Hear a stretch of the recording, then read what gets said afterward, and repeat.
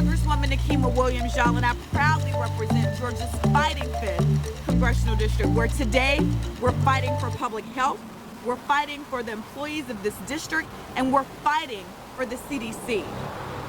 Thank you for being here this morning on 404 Day. And y'all, on 404 Day, we have a saying that Atlanta influences everything, and that influence is no more evident than the way that the Centers for Disease Control not only influences our public health system, and not just Atlanta, in Georgia, and the country, but y'all, globally. We cannot celebrate the 404 without addressing the all-out assault that the Trump administration has committed on the CDC, a pride of the fighting 5th. Just this past Monday, y'all, a few days ago, Secretary Robert F. Kennedy Jr. began firing 10,000 HHS service employees, including over 2,400 employees at the CDC. Some of them are here with me today. And to all of you who are here, I am so sorry that our executive branch is not treating you like the crucial civil servants that you are, keeping our community safe. Trump and an unelected billionaire Elon Musk are ushering in a dark age of research. These firings, agency closures, and funding pauses, y'all, they aren't just line items in a budget. They're life-saving treatments being delayed. It's data that could protect us from yet another pandemic. And it's health science results that keep us and our loved ones safer and healthier. Y'all, that's what this Republican administration is taking away from all of us. So let's take a quick poll. I need y'all to help me out here, okay? Yep. Because we know that in these times it's important to work together. Secretary Robert F. Kennedy made cuts to the National Center on Birth Defects and Developmental Disabilities. Does that make America any healthier? No. The Secretary made cuts to the Center for Forecasting and Outbreak Analytics. Does that make America any healthier? No. RFK made cuts to the National Center for Injury Prevention and Control. Does that make America any healthier? No. He made cuts to the National Center for HIV, viral hepatitis, STD, and TB prevention. Does that make America any healthier? No. I could keep going on and on and on, but spoiler alert, y'all, none of these cuts make our country any healthier. Trump and Musk are gambling with the public's health, destroying livelihoods, and recklessly abandoning communities of people to siphon the federal government's funds only to give tax cuts to billionaires. I've spent time with some of the terminated federal workers here in the fighting 5th. And y'all, in that time, I spoke with the mother of a 1-year-old who had a perfect evaluation. She had just come back from maternity leave. She came back from maternity leave in December after having worked at the CDC in various capacities for over 10 years. Went on maternity leave, came back in December, and then got a promotion. She got a promotion, so that meant that she was now in a probationary status. And on Valentine's Day, she lost her job. A job that she had had over 10 years, a job that she only left to go on maternity leave, came back and got a promotion, but still lost that job. Y'all, I've met with a husband and a wife who were about to begin IVF just before he was let go. Now they can't access the same benefit that would have helped grow their family. I've spoken to fired CDC employees who are telling me their story, expressed just how horrified they were about the public health effects of these firings.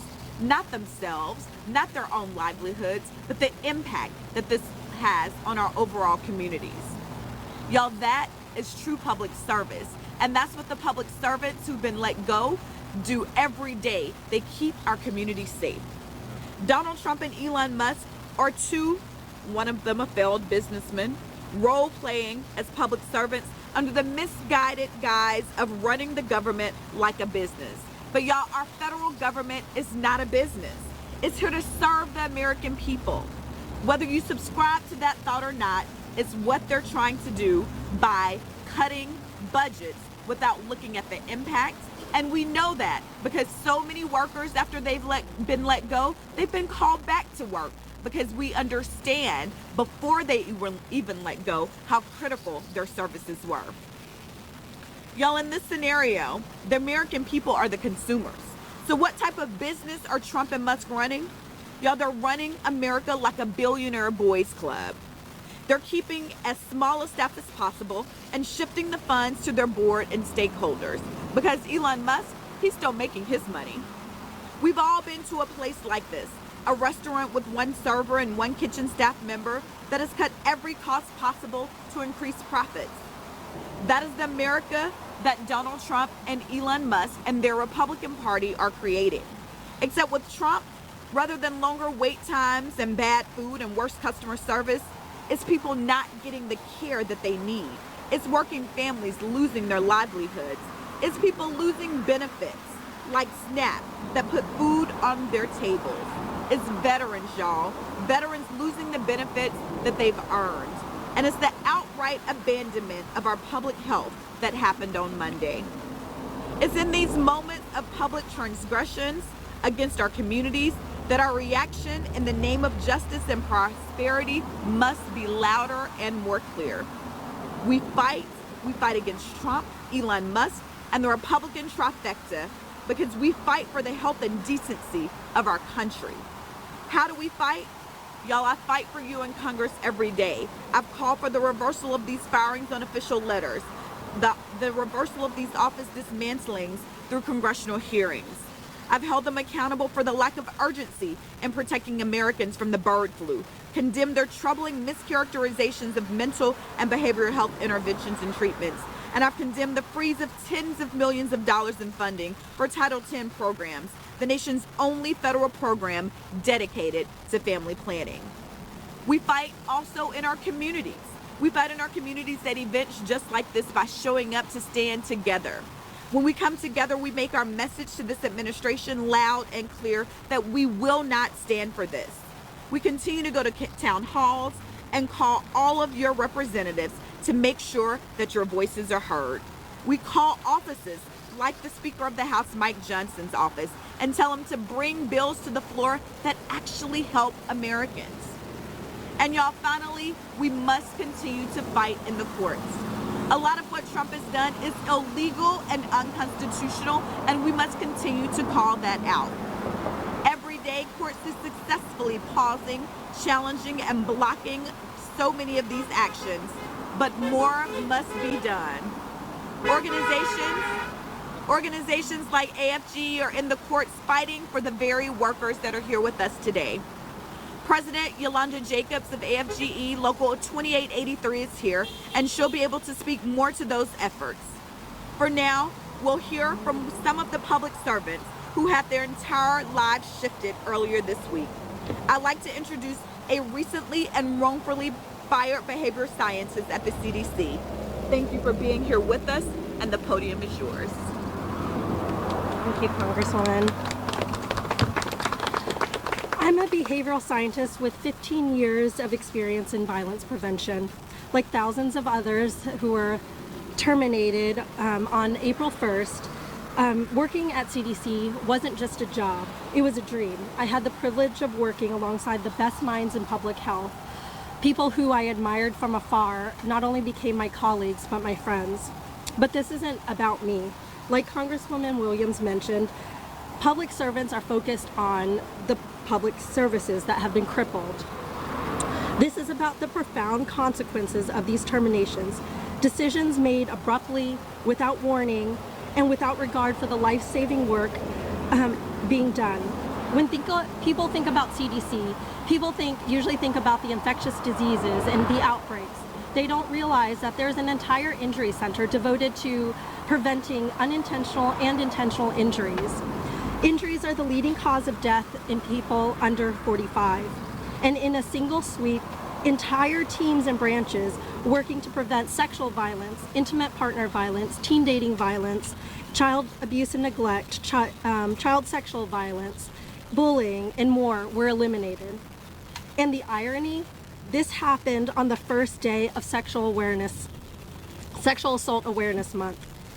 Entire branches dedicated to research, evaluation, and community partnerships were wiped out, leaving only a skeletal surveillance team, that branch. So that means we're now monitoring violence without the ability to prevent it. We weren't even given time to inform our partners, our state health departments, universities, community partners who rely on us. Many will learn that we're gone through missed meetings, through unanswered calls, or worse, on the news. And let me be clear, without this work, communities will suffer. Rape prevention education programs, a program congressionally mandated by Congress through the Violence Against Women Act, is now left without staff to run it. Local organizations will lose funding, they'll lose guidance, and lose access to the evidence-based tools that are needed to keep their communities safe. The Injury Center wasn't just trimmed, it was gutted.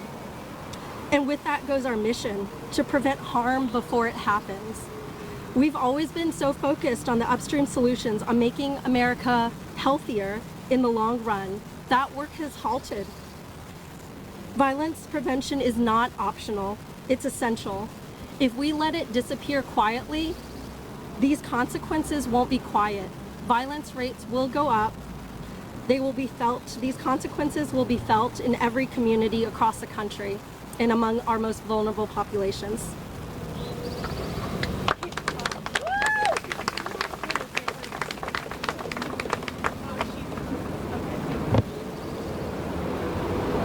Thank you so much for being here and sharing the work that you do, or you did every day up until April 1st to help keep our community safe, and we're going to continue to fight so that we can get our experts back at work keeping our community safe. Next, I'd like to introduce Shelby Hutton. Shelby served as a biologist with the STD Laboratory Reference and Research Branch until just this week. Y'all, Atlanta has the third highest rate of new HIV cases in the country. The loss of this department couldn't come at a worse time. Shelby, thank you for being here today, and the podium is yours.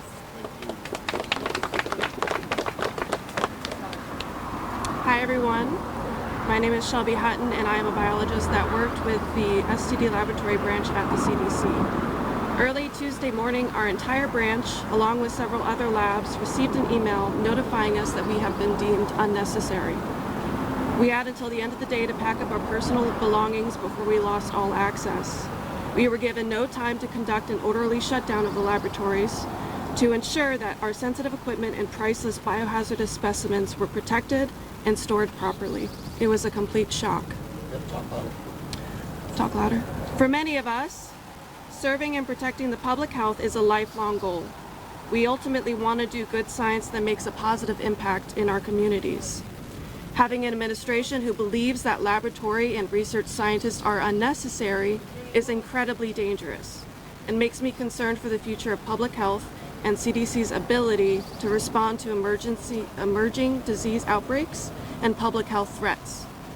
I want to reiterate that hundreds of good scientists and subject matter experts were among the cuts to federal employees. This is the exact opposite of what RFK said would happen.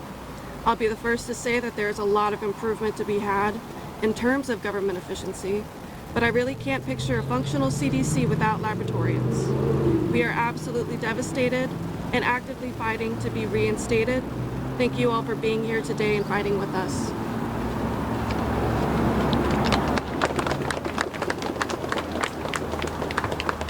Thank you, Shelby.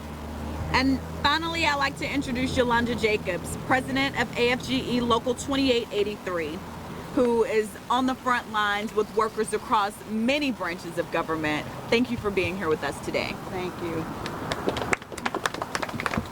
Hello everyone, as Congresswoman said, I am Yolanda Jacobs. I am the AFGE 2883 local president.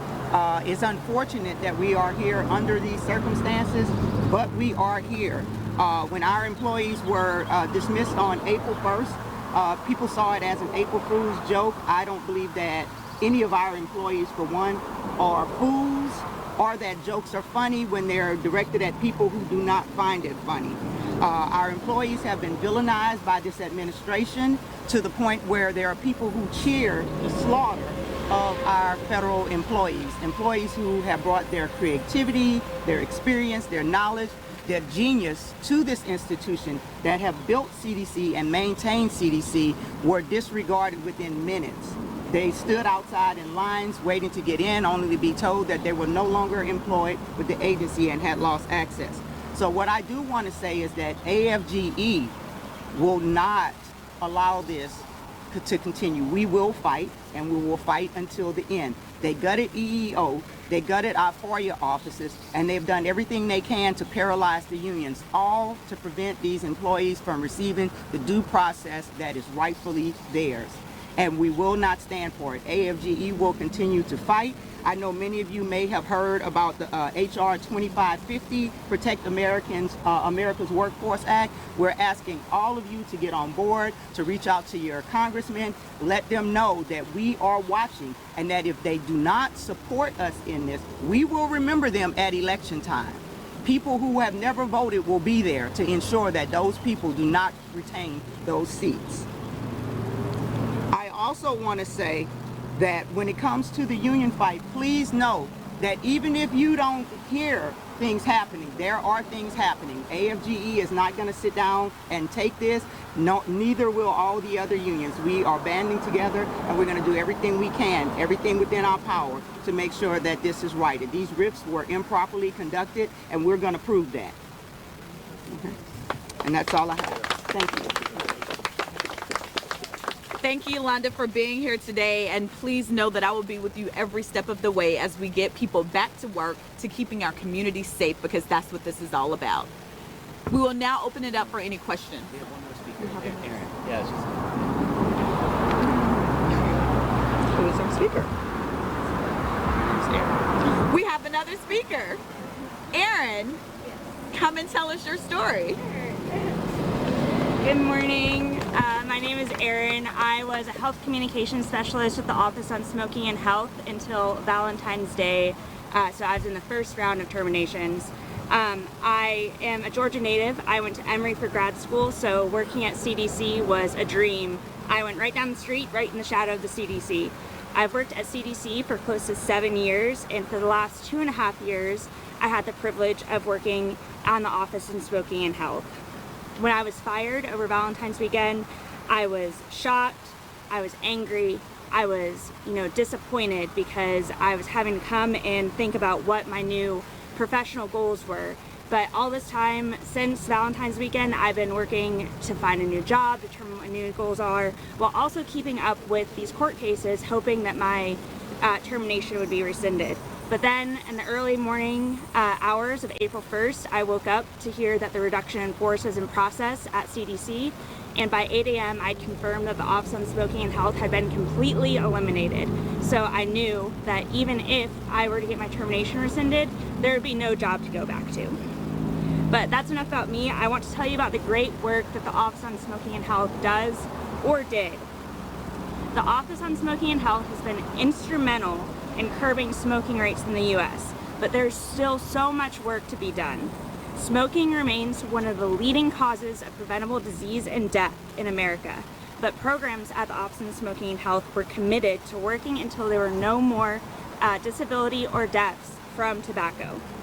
The Tips from Former Smokers campaign, which I had the honor to work on, has been linked to millions of quit attempts. A study done in January of this year found that while the Tips from Former Smokers ads were running on TV, there were 2 million calls to national quit lines. Other programs, such as the funding that the Office on Smoking and Health provides the state and local health department, and funding that it provides the national quit line, 1-800-QUIT-NOW, have been instrumental in also reducing the burden of tobacco and increasing quit attempts. But now, with the office gone, it's unclear what will happen to those programs. These cuts to CDC staff and programs are affecting so much more than just the staff. They're going to have ripple effects across Georgia and the country. Many state and local health departments have relied on CDC to help fund health education and prevention work. We're already seeing the impact of these cuts in Georgia. As of April 2nd, it was estimated that the Georgia Department of Health had lost hundreds of millions of dollars in grant funding from CDC and had to lay off hundreds of staff. And this is happening across the department. We've seen it in many other states. The impact of these CDC cuts will be felt in public health for years to come. They're not going to help make America healthy, but will decrease public health programs that help save lives. That's why the CDC employees are not going quietly. We are fighting back to not only protect civil service, but to protect public health. Thank you. Thank you, Erin. Now we'll open it up for questions. Congresswoman, Tell me your name and who you're with so that... my name's Kenya Hunter. I'm a public health reporter for the Associated Press, and I'm based here in Atlanta. I'm wondering, as I've been speaking to CDC workers who have been laid off, some have asked. Well, they haven't been laid off. Okay. They've been terminated.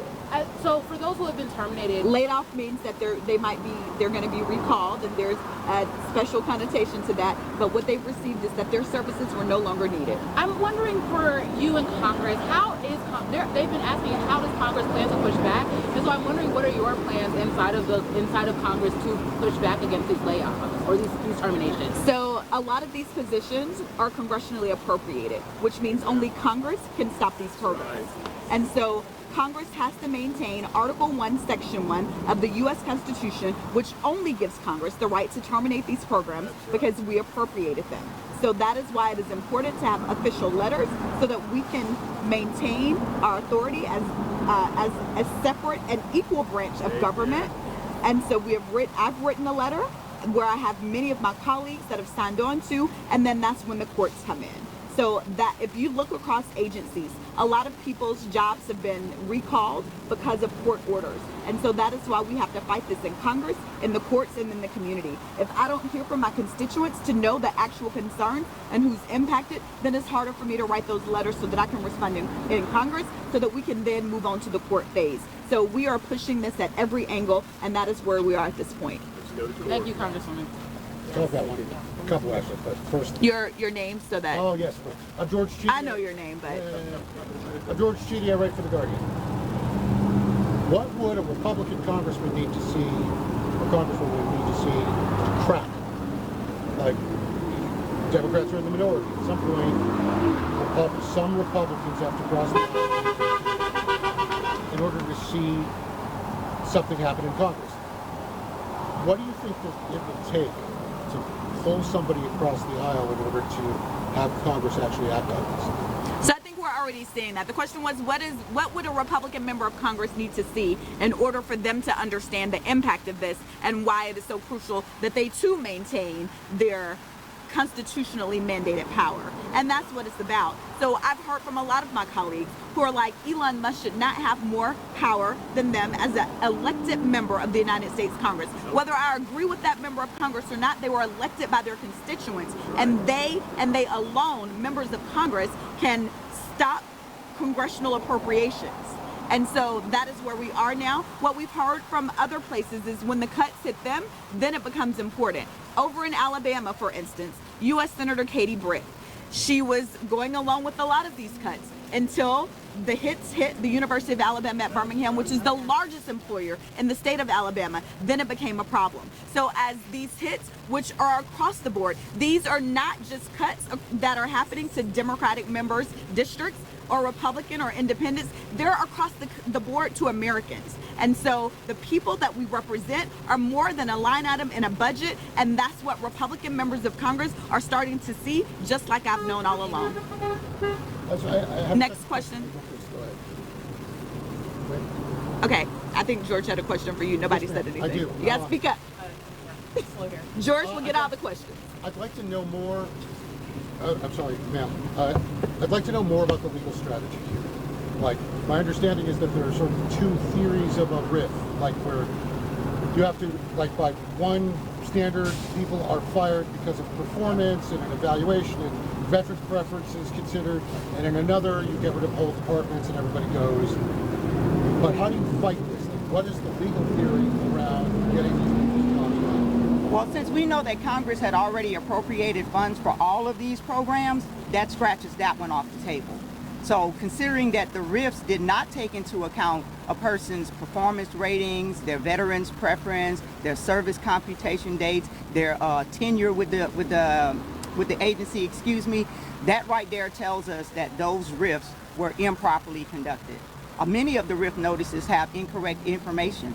It seems like they just made up something. If they didn't have the information for it, they put it in there. And to prevent the unions from providing the oversight that unions normally can, which they're told that it wastes taxpayer money, I think that it saves taxpayers money if we're able to provide that oversight on the front end, where we can go in and request to see things like the retention register, the competitive areas, which is something that the agency never provided us with. We were never told what the competitive area would be that they would use to decide who was RIF.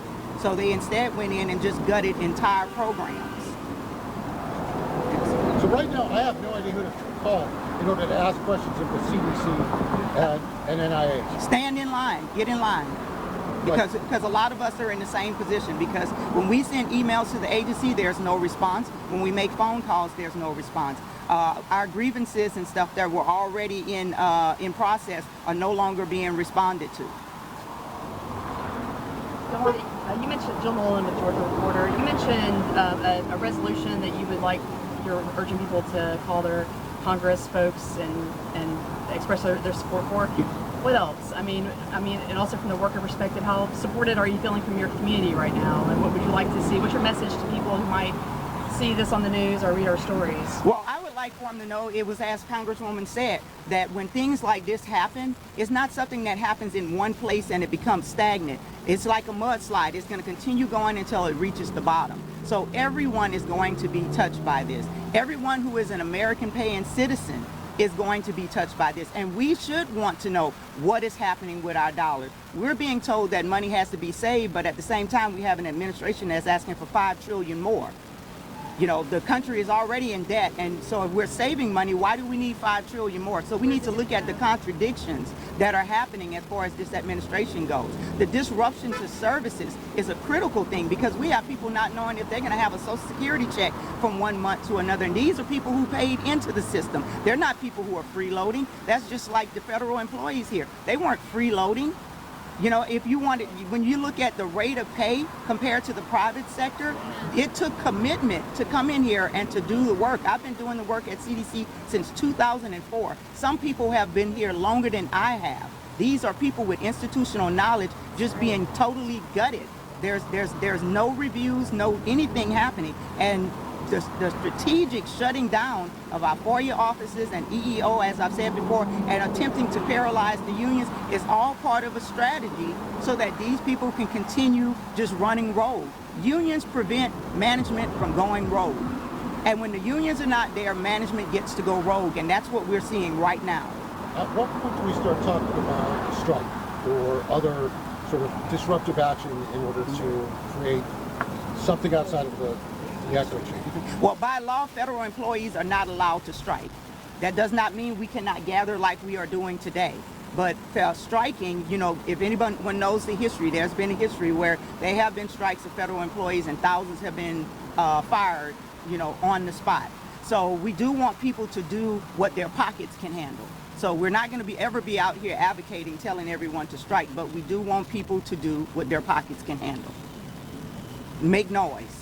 I wonder what are, and anyone can answer this, I wonder, oh, sorry, Kenya Hunter, the Associated Press once again. I'm wondering, what are your concerns about just the spread of misinformation that's been happening and what may continue to happen as these layoffs happen? Like I'm saying, the CDC Division of Sexual Violence Prevention has been shuttered. I know the Office of Smoking Prevention has been shuttered as well. So I wonder just, what are your concerns about misinformation to the public that goes out? Okay. I think the misinformation started early on. I am a veteran. And one of the things we know about wartime is you sow seeds of dissent among people to create division. And then you find who is going to be that underdog and you villainize them so that everyone sees them as the enemy.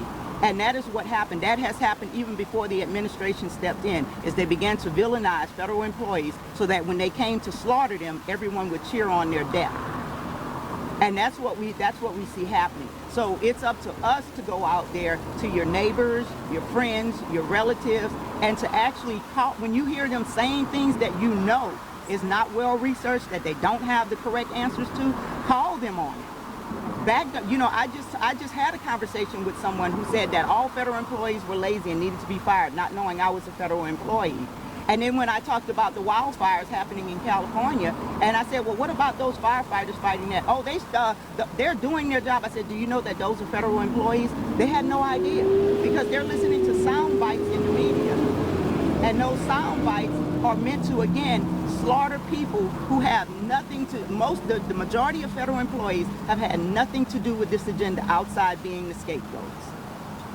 Hi there, Aaron Perry with Fox 5 News. This is for Aaron or any of the other workers. I just want to know on a personal level, how is this impacting your family? How is this impacting your day-to-day? How is this impacting your life right now? Thank you. I can go. So one big impact is I have a 1-year-old at home, so I know childcare has also been a big discussion. I am unsure what to do with his childcare right now because daycare spots are so hard to get by. So we're trying to figure out what to do with that. Can we afford to keep him in childcare? I'm still being carried in administrative leave, so we've been able to do that, but we're not sure what will happen.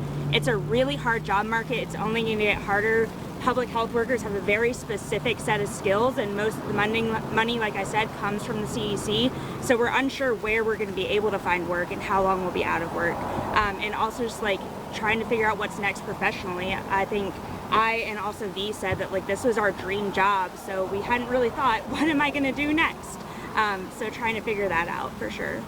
I was going to ask I was going to ask similar question. Just I'm wondering, with the job market being so what it is. Mm-hmm. I mean, I'm just wondering, what do you envision is next? I really don't know. Yeah, I mean, for me personally, because I'm a communications specialist, I am able to pursue jobs outside of public health, so looking into that space, but I don't know if Dee or Shelby have like other answers that Join Aaron here. Yeah. But as a behavioral scientist, my skills are very specific, although it can be broad.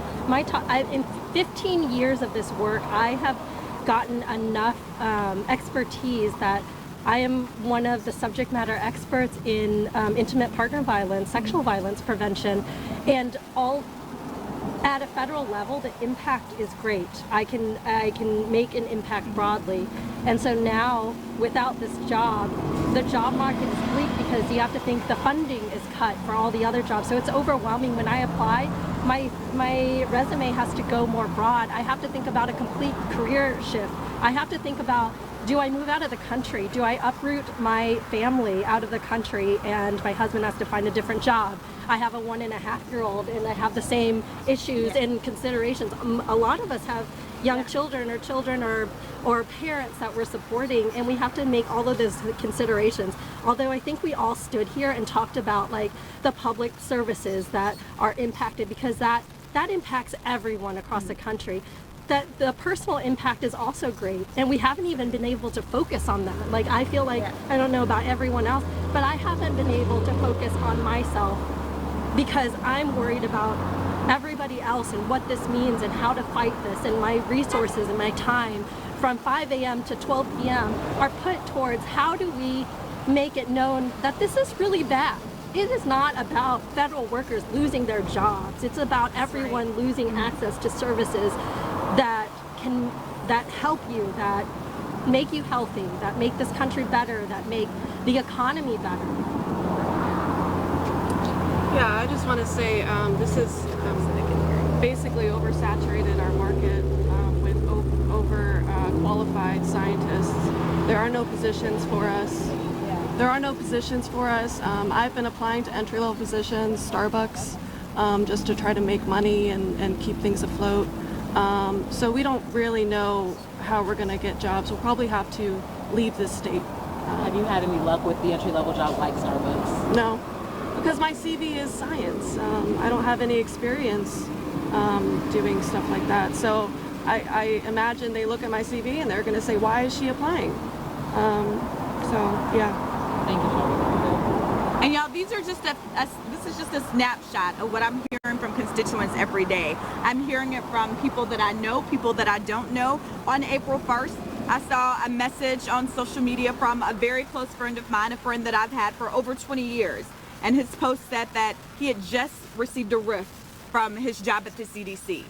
He had been working at the CDC for 23 years, 7 months, and 20 days, and was let go. 23 years, y'all. Imagine if you show up to a job every day for 23 years, and then your supervisor sends you an email saying that you've done great work.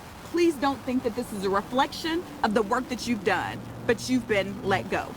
How would you feel?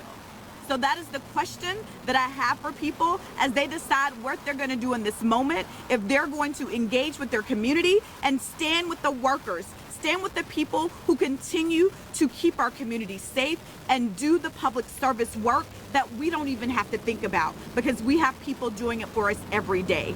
I stand with the workers at the Centers for Disease Control and Prevention. I stand with federal workers across the country. I will continue to fight back against this administration as they continue to cut our workforces just to give tax cuts to billionaires. Thank you.